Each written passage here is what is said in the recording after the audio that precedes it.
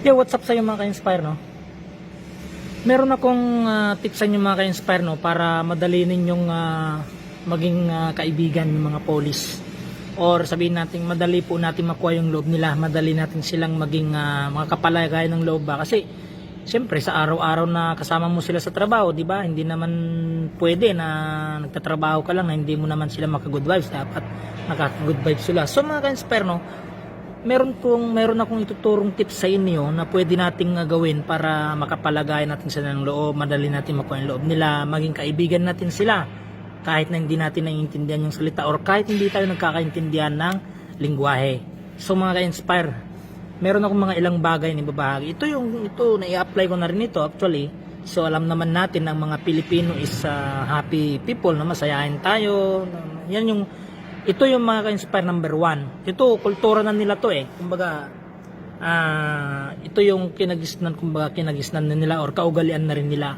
So number 1 mga ka-inspire, greetings. Yan, greetings with smile.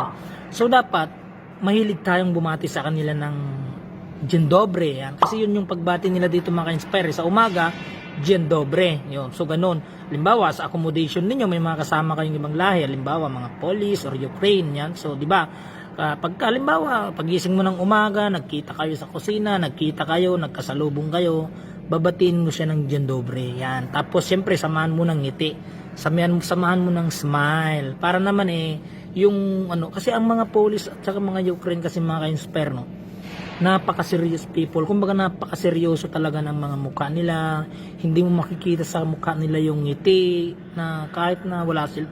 Mga inspire, napaka-importante. Dapat na tayo ay pag nag-greetings tayo sa kanila, batiin natin sila ng Dzień dobry o kaya naman cześć. Yan kasi mga pagbati nila dito ay Dzień dobry, cześć, siema, yan yung mga ganyan. So, samahan mo ng smile, di ba? Para syempre naman yung response mo sa kanya ay mayroong ngiti. Sigurado yan. Tiyak yan. Makapalagayin loob. Madali mong maging makaibigan yan. So, pangalawa mga ka-inspire, offer something. Yan. So, magbigay ka ng mga ilang bagay or something na yung makapag-alok ka ng kahit na alam niyo kasi mga ka-inspire, no? Gustong gusto kasi nila yung sa mga lalaki kapag meron kang ibibigay sa kanila, ito yung mga gustong gusto nila, beer, yan, vodka, yan, basta mga alak, yung mga ganyan yung mga gusto nila na ibinibigay na. Katulad dito sa amin mga ka-inspire, nagdadala talaga kami ng vodka para sa master namin kasi dinadalhan namin siya, inaalagaan din naman niya kami. Hindi niya hinahayaan na mawalan kami ng trabaho. O, diba? So, lagi kami may overtime. Okay. Sa mga babae naman, mga ka-inspire, ang gustong-gusto ng mga yan is flowers, chocolates, candies, stuff. Yan, yan yung mga gustong-gusto ng mga babae. At sa mga babae, mga ka-inspire, alam ninyo, gustong-gusto po nila yung kapag binati mo sila ng Dzień dobry, binati mo sila, gustong-gusto nila yung may ngiti na may kasamang kakantahan mo, yan. Gustong-gusto nila yung kinakantahan sila mga inspire, mga babae. So, na-apply ko yan. So, ganyan lagi yung ginagawa ko sa lahat ng mga factor na pinapasukan ko. Kaya lahat ng mga police, mga Ukraine people, nakaka-good vibes ko.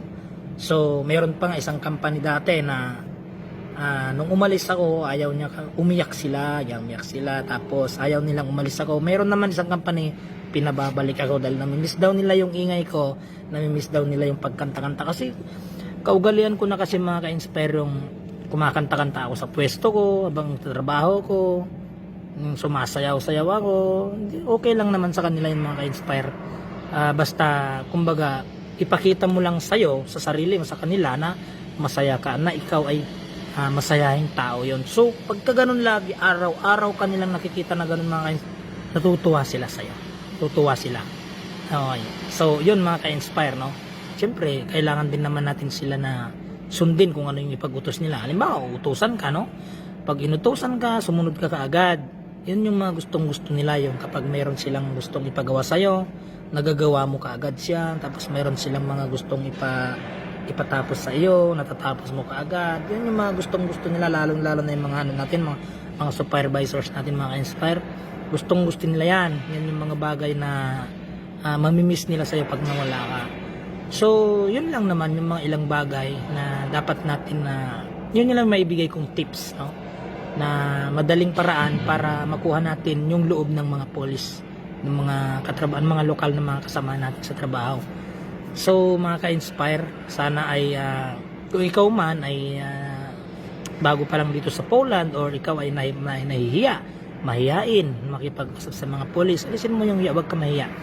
Dapat maging proud ka sa sarili mo. Ipakita mo na tayong mga Pilipino ay friendly. Ipakita mo na tayong mga Pilipino ay sayahin. Okay. So yun lang mga ka-inspire. Yun lang naman yung ginagawa ko. Yan, medyo kung hindi mo kaya naman yung mag-ingay-ingay, huwag mo na lang gawin kasi baka mamaya ano ka pa, di ba? Ang sa akin kasi, kumbaga, nakasanayan ko na talaga yung kapag ka nagtatrabaho ako, makakanta ako, hindi ko alam na gustong-gusto pala nila yan. You know? So, yun lang mga ka-inspire, naisipan ko lang na i-share sa inyo para at least kahit paano kapag nakakakita kayo ng mga katrabaho nyo, sa kakamayan nyo sila, o diba, babatiin sila, ngingitian nyo sila para tayo ma-appreciate nila tayo, para tayo mga ibang lahi, tayo mga Pilipino, malaman nila na tayo ay masayahing tao, pala kaibigan tayo. Okay? So maraming salamat sa inyong mga kaibigan. At syempre kung bago ka pa lang dito sa aking YouTube channel ay huwag mo namang kalimutang i-like, i-share at i-subscribe ang aking YouTube channel. I-click mo yung bell button para updated ka sa mga videos na aking upload. So mga ka-inspire, happy 20,000 followers nga pala sa ating Facebook page. Maraming salamat sa inyo. God bless you. Magbibigay daan sa'yo kung paano abutin mga pangarap mo noon na sinayo ng bituin. Maniwala sa proseso, huwag ka lang padalos-dalos, darating ang panahon, lahat ng yan